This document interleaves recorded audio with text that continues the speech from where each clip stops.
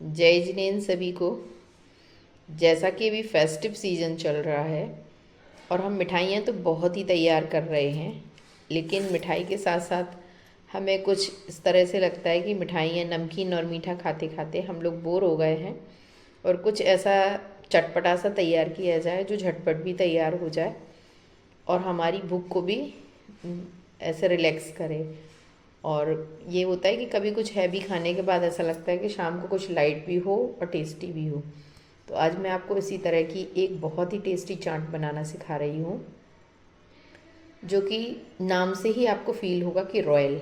इसका नाम है राज कचौड़ी। तो राज कचौड़ी आज बनाने के लिए हम ना तो मैदा का ना ही सूजी का उपयोग करेंगे। हम सिर्फ आज इसे इस तरह से 1 कटोरी आटा है, ये देखिए हमने नॉर्मल ये रोटी वाला आटा लिया है, इससे 1 कटोरी आटे के साथ हम इसे आज किस तरह से, और आप देखेंगे कि घर पर ही आसान चीज़ों से हम इसे बहुत ही आसानी से तैयार कर लेंगे। और आप देखते होंगे कि मैं मोस्टली रेसिपीज़ में इस तरह के इंग्रेडिएंट यूज़ करती हूँ कि जो कि घर पर इजीली अवेलेबल रहते हैं। तो सिर्फ इसके लिए हमें बहुत ज़्यादा कुछ चाहिए की ज़रूरत नहीं होगी। घर पर ही जो सामान है आज आप खुद देखेंगे और हमारी वीडियो को लास्ट तक देखते रहें, जिससे कि आपको पता चले कि इसके अंदर मैंने क्या क्या चीज़ें कब कब, और उसका मेज़रमेंट और टाइमिंग भी कि कब इसको किस तरह से। अगर आप स्टेप बाय स्टेप हमारी वीडियो को फॉलो करेंगे तो आप देखेंगे कि आप कितने क्विकली और कितने आसानी से चीज़ें तैयार कर सकते हैं। तो सबसे पहले हमने ये जो 1 कटोरी आटा लिया है, इसमें ना तो हम किसी भी तरह का मोइन डालेंगे, सिर्फ हम इसे एक रोटी के आटे की तरह उतना ही सख्त आटा या ढीला आटा, मतलब उसकी क्वांटिटी ऐसे रहती है जैसे रोटी का आटा होता है, उसी प्रकार से हम इसे उसका आटा लगाएंगे। बस उसके अंदर थोड़ा सा नमक ऐड कर देंगे। ये देखिए ये मैंने इस तरह से आटा लगा दिया है और आपको हमारी फिंगर से ही इसकी कंसिस्टेंसी पता चल रही होगी। ये देखिए ना ही ये स्टिकी है, जिस आटे से जिस तरह से अपन पेड़े बनाकर रोटी बनाते हैं, सेम उसी टेक्निक से हमें इसे तैयार किया है। अब हम इसकी छोटी छोटी पूड़ियाँ बेलेंगे। ये देखिए ये मैंने इसकी एक रोटी सी, थोड़ा हल्का सा परथन का आटा लगाकर इसकी एक रोटी तैयार कर ली है। और अब मैं इससे इस तरह से, आपके पास कोई डिब्बा या कटर या आपको जिस साइज़ का भी बनाना हो आप उतने साइज़ का, ये देखिए इस तरह से ये मेरे एक पूड़ी के अंदर से लगभग 3 ये कचौड़ी इजीली निकल रहे हैं। ये देखिए आप इस तरह से इसे रिमूव कर लें और आपको हम इसकी मोटी पतली कंसिस्टेंसी एक बार फिर से उठा के दिखाए देते हैं। और यकीन मानिए मैंने इसमें किसी भी तरह का, अगर आप मैदा और सूजी से बनाते हैं तब तो आप इसके अंदर मोइन डालेंगे, ये इस तरह से आटे से बनाएंगे तो इसकी ये देखिए इसकी थिकनेस देखिए हमें इतनी रखनी है जितनी हम पानी पूरी की थिकनेस रखते हैं, उसी थिकनेस से हम इस तरह से। और 1 कटोरी आटे से आप लगभग 20 से 25, ये देखिए मैंने जो आटा लगाया था उसका मैंने एक छोटा सा ही पेड़ा तोड़ा था और इससे ये इस तरह से निकला है। इसी तरह से हम अपनी सारी पूड़ी बेल लेंगे। ये देखिए लगभग मैंने 6 पूड़ियाँ बनाकर एक साथ तैयार कर ली हैं। अगर आपको लगता है कि हमें इकट्ठी बहुत सारी पूड़ियाँ बेलकर तैयार करनी है तो आप इसे हल्का सा गीला कपड़ा नीचे बिछा लें और उसके ऊपर भी उसको कवर करें, या तो आप इसे साथ साथ तलते जाएंगे तो फिर इसे कपड़े में रखने की ज़रूरत नहीं होगी। लेकिन अगर आपको लगता है कि बहुत सारी बनानी है तो आप इसको इस तरह से हल्के से गीले कपड़े से कवर करके रखेंगे तो ये बहुत आसानी से फूलते जाएंगे और आप इसे महीनों तक भी स्टोर करके रख सकते हैं। बस इसकी तलने की टेक्निक मैन है, इसलिए मैं आपको बार बार फोर्स करूँगी कि आप जब मैं तलने वाला आपको वो दिखाऊं तब आप उसे ध्यान से देखें कि हम इसे किस तरह से फुलाएंगे। अब इसको तलने के लिए अभी तक आपने देखा होगा मैं मोस्टली कढ़ाई एक फ्लैट सरफेस वाली लेती हूँ, लेकिन आज मैंने इसके लिए ली है गहरे तले वाली कढ़ाई, जिसके अंदर हमारी ये बहुत अच्छे से डिप हो सके।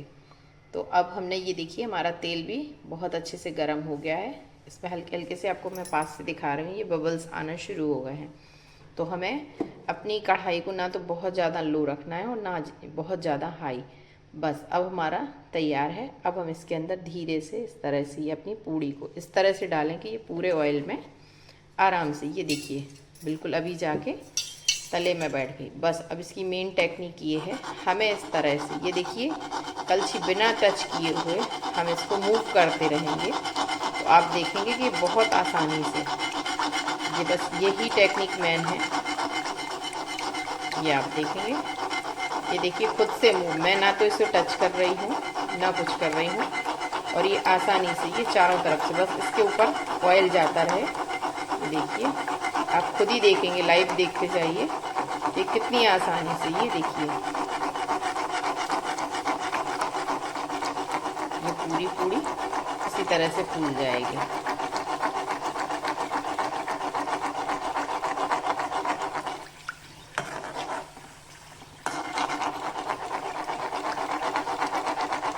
आप इसी तरह से हिलाते हुए इसे फुला लेंगे। ये देखिए हमारी पूरी पूड़ी बहुत अच्छे से फूल गई है। अब हम इसे पलट देंगे, ये देखिए, और इसका कलर भी देखिए फुलाते फुलाते कितना ब्राउन हो गया। अब हम इसी तरह से इसके अंदर ये अपनी सेकंड पूड़ी भी, बस यही ध्यान रखना है, ये देखिए डालते ही पूरी नीचे डिप हो गई है। अब हम इसे भी इसी तरह से हिलाते जाएंगे। ये देखिए ये दूसरी पूड़ी भी कितनी आसानी से हमारी फूल चुकी है, और हम इसे भी हल्का सा पलट देंगे। ये देखिए ये हमारी दूसरी पूड़ी भी फूल चुकी है। अब हम इसे भी पलट देंगे, और ये हमारी जो पहली वाली पूड़ी है वो बहुत अच्छे से तैयार है। इसे हम इसी तरह से, ये देखिए इसे हम निकाल कर इस तरह से रख लेंगे।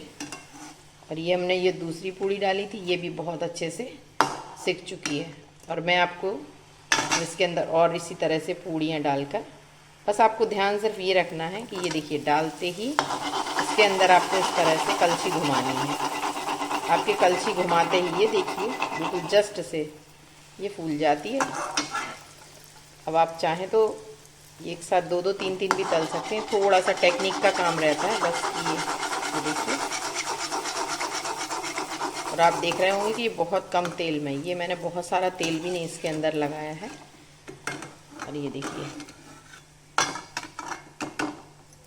और इस समय हम अपनी फ्लेम को थोड़ा लो ही रखेंगे, बहुत ज़्यादा हाई फ्लेम पर अगर आप तलेंगे तो ये क्रंची नहीं होंगी। ये देखिए ये इस तरह से। अब मैं आपको ये अपनी जो दो पूड़ियाँ तैयार हो चुकी हैं ये दिखाऊंगी। आपको इसका साउंड अगर फील करना हो तो मैं आपको, ये देखिए बहुत ज़्यादा क्रंची हैं ये। इस तरह से आप इनका साइज़ बड़ा छोटा कैसे भी रख सकते हैं। और ये देखिए ये और पूड़ियाँ भी हमारी इसी तरह से तैयार हैं। अगर आप चाहें तो इससे बड़ी भी बना सकते हैं, और ये बहुत ज़्यादा क्रिस्पी क्रंची भी हैं।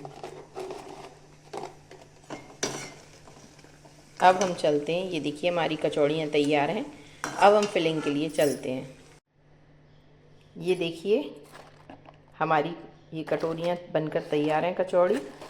इसमें साइज़ मैंने अलग अलग रखे हैं, कुछ बड़े, ये देखिए कुछ मीडियम साइज़ है, कुछ थोड़ा बड़ा, और कुछ ये छोटे साइज़ की भी हमने लिए हैं। अब मैं आपको सबसे ये छोटी वाली है, इसका क्रंच, ये आप इस तरह से, ये देखिए बहुत अच्छा है। इसका साउंड से ही आपको इसका क्रंच पता चल रहा होगा। ये देखिए अब हम आज इसको सर्व करेंगे खीरे की चटनी। जी हाँ, आपने सही सुना, आज हम इसे सर्व करेंगे इस तरह से। ये खीरा, इस खीरे के साथ आज हम इसे चटनी बनाएंगे। खीरे की चटनी बनाने के लिए ली है मैंने ये इस तरह से एक हरा देसी खीरा, 3 हरी मिर्च, आप चाहें तो मिर्च की क्वांटिटी कम या ज़्यादा कर सकते हैं। और इसी तरह से ये मैंने पीला पका हुआ नींबू जिसके अंदर रस काफ़ी है।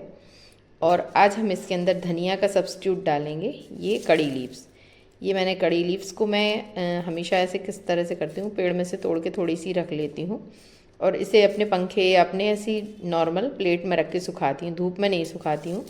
तो ये देखिए ये किस तरह से हरा रहता है।